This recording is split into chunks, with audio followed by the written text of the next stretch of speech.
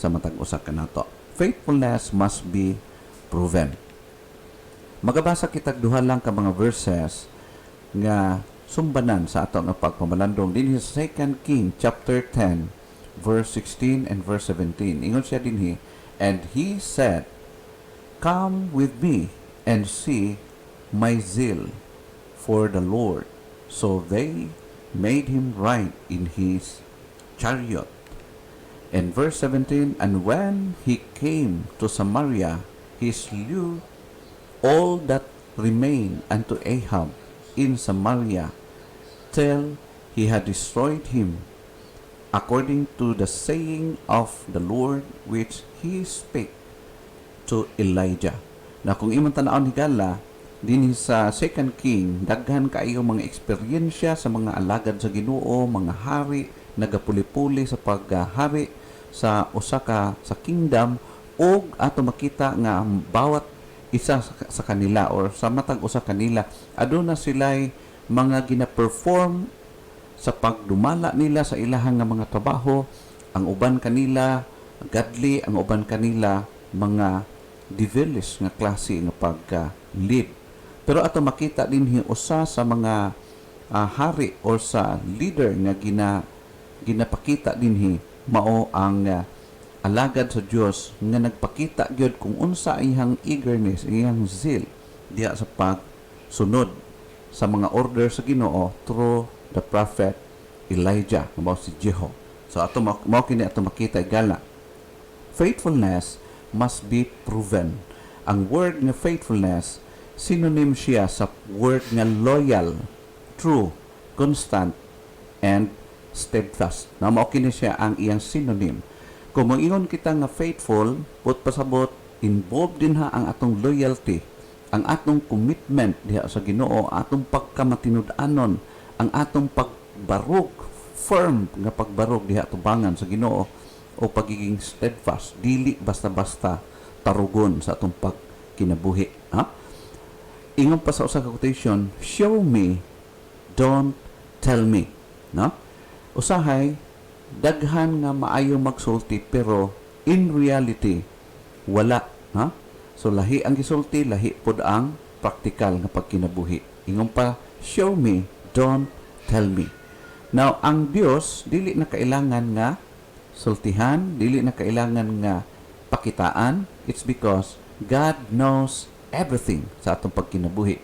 But with regard sa mga katauhan, ang tao kay dili man siya mind reader. So makita na to, we need to prove our faithfulness to God, to them, to be a blessing. Now, ingon pa dinhi, faithfulness, the avenue of to success. Usa siya ka roadway ngadto sa kalampusan, ang pagkamatinumanon. Of course, kung dili ka magmatinumanon, walay success nga makabot ang usa ka bisan nag-alagad sa Ginoo. We need that attitude or niini nga klaseng quality sa pagpangalagad, faithfulness. Ingon pa sa usa ka quotation, never give up on God because He never gives up on you. No? Ayaw paglunga, ayaw pagundang, ayaw pag-wave sa imong pagpangalagad sa Ginoo. Kay ang Dios wala gyud siya nagundang sa pag-bless kanimo. Why? Our faithfulness must be proven. Nganong kinahanglan ma-prove o mapamatud-an? Number one reason, because it displays your faith's profession is genuine.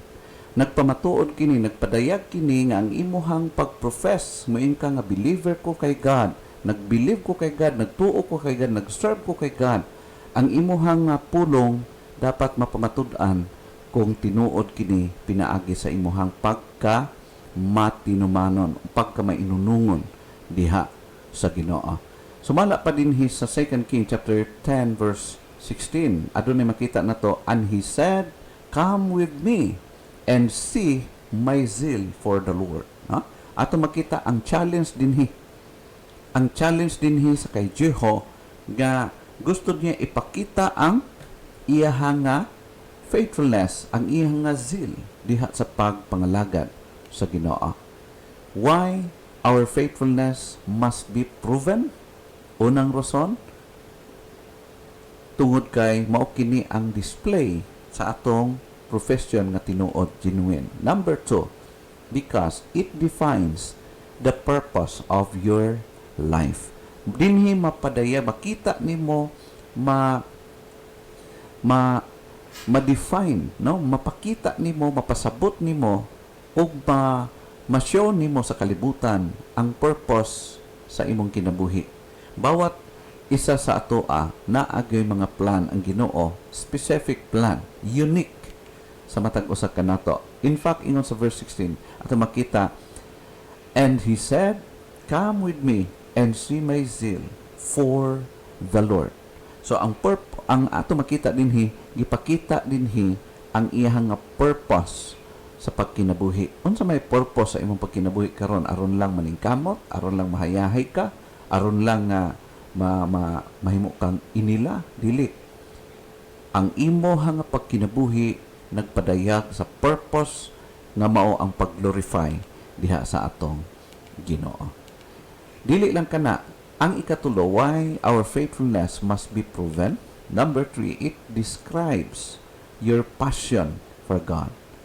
Diha mapakita nimo kung ang imo bahang nga passion, ang imong love, ang imong interest, ang imo nga desire sa pagkinabuhi para bagyod sa Ginoo, or asa ang period sa imong kinabuhi.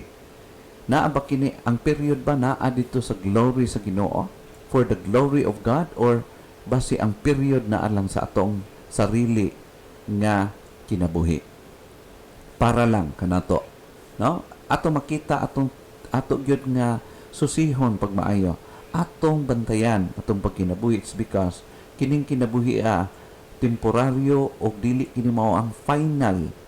Ang gusto sa Ginoo nga ma-enjoy nato ang kinabuhi uban kaniya, nga na dawat nato ang dapat para kanato sumala sa iyang pagkamatinumanon. So it describes your passion for God. I-search o try to test sa imong kasing-kasing karon. Unsa ba ang passion nimo karon? Para bagyod sa Ginoo, ang Ginoo bagyod ang pinakanaghatag kanimo kalipay, or basic something nining kalibutan na. Now, ingon pa din sa verse 17, and when he came to Samaria, he slew all that remained unto Ahab in Samaria till he had destroyed him. So ato makita din ang iyang passion, maogyod ang paghuman, pagtrabaho, pagpadayon hangtod yun na human ang iyang misyon sa pagkinabuhi. So mao kana siya, why our faithfulness must be proven. Number 4, because it demonstrates the priority in this life. Unsa ang prioridad nimo sa kinabuhi karon? Ang imo bang prioridad para lang dinhi taman sa kalibutan? Hinumdum mo na to. Pwede ta maghimong dato, pwede ta mahimong adunahan, pero after all mabiyaan na to. Mabiyaan ra na. Pero kung moingon ta nga ang priority sa atong pagkinabuhi mao ang pag-fulfill sa plan o sa kagustuhan sa Ginoo sa atong kinabuhi, mahimo ma-assured kita nga atong pagkinabuhi dili magin wasted ang atong mga pagpaningkamot. It's because nagapaningkamot kita, not only mabuhi kita ning kalibutan na, but also nagahimo kita sa mga butang nga makalipay diha sa Ginoo, that someday ato ra gihapon nga makita dito sa ikaduhang kinabuhi. Ingon pa din sa verse 17, and when he came to Samaria, he slew all that remained unto Ahab in Samaria. But pasabot higala, of course, gihuman niya ang gisugo sa Diyos through Prophet Elijah, na ang mga kings during the time nag-una kaniya, wala nila nahuman, wala nila gitrabaho, o nagdumala sila, naghimo sila sa ilang rulership, pero wala nila gi-fulfill ang gusto sa Diyos. Ug mao ni ato makita nga ginatapos niya, gihuman niya, gipadayon niya ang pagtrabaho samtang anaa siya sa posisyon. Ato makita dinhi hangtod jud nga nahuman ang iyang trabaho. Now, another question ato nga tubagon, how faithfulness could be proven? Paano man ang atong pagkamatinuan mapamatud-an Una, just stand firmly. Stand firm for God. Stand firm diha sa Ginoo. Barog nga malig-on og dili matarog. Ingon pa sa bagong tugon sa 1 Corinto 15:58 ingon pa, "Therefore, my beloved brethren, be ye steadfast and movable, always abounding in the work of the Lord, for as much as ye know that your labor is not in vain in the Lord." No? Klaro kaayo kang word, be ye steadfast and movable. No? Di lang lig-on, kundi di basta-basta tarugon. No? Mao kana siya ang challenge. How faithfulness could be proven. Magbarog ka o dili basta-basta madalas ang pagkakamali. No? So, ikaduha, live purposely for God. Ang pagkinabuhi nga purposeful para sa glory sa Ginoo is something nga ikaw ang mag-decide ni ini, ikaw ang magpili ni ini. Kay kung pilion nimo nga himuon nimo ang imong kinabuhi nga purposeful for the glory of God, then ang imong commitment, mauna ang maghatod kanimo, magkinabuhi ka with purpose para sa Ginoo. Higala, dili laing tao ang mahimo nga responsible sa imuhang gusto himuon. It is you who choose it. Ikaw ang nagpili o ikaw ang nagdesisyon alang ni ana. Ingon pa sa Ecclesiastes chapter 12 verse 13, "Let us hear the conclusion of the whole matter. Fear God and keep His commandments, for this is the whole duty of man." Unsa man ang whole duty of man is to fear God and to keep His commandments, to do the will of God. Naunsa man ang will sa Ginoo, ang ipaabot ang iyang gospel ngadto sa tanang katawhan, buhaton ang iyang gusto, magamping sa pagkinabuhi, magkahadlok, maghigugma diha sa Ginoo. No? Fear God and keep His commands. Ang sugo, ang order nga gihatag sa Dios kanato. Don't forget. Usahay makalimot ta tungod sa atong kabisi. Pero ang mission, ang gihatag sa Dios kanato, padayon. So, ingon pa sa last part, "For this is the whole duty of man." The whole duty of man is to do what God pleases sa atong pagkinabuhi. How faithfulness could be proven? Number 3, serve passionately for God. Kana bitaw nag-alagad ka sa Ginoo nga naay kalipay.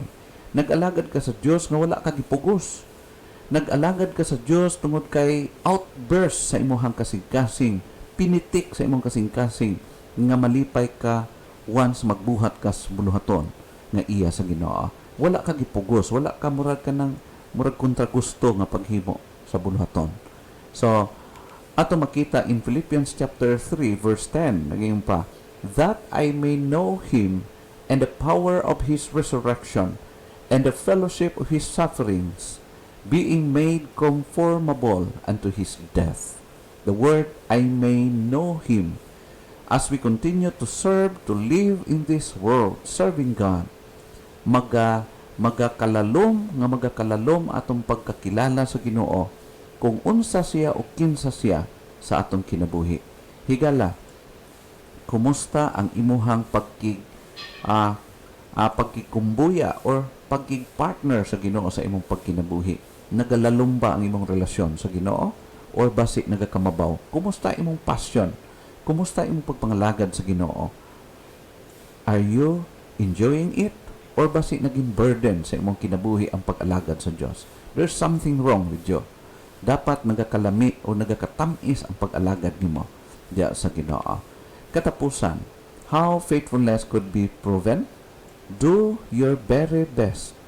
Do your very best for the glory of God.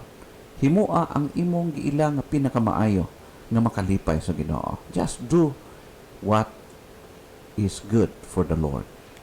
Do your best. Ingon si Apostle Pablo in 1 Timothy chapter 6 verse 12, ingon siya, "Fight the good fight of faith.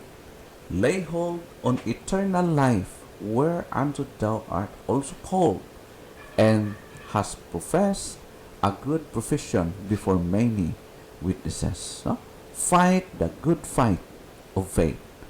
Ang pag-alagad sa Ginoo nga kanang ginatawag nato nga dili lang uban ang seriousness sa pagpangalagad, but kumitado ka o matinud-anon, sincero diha sa pagbuhat sa bulaton.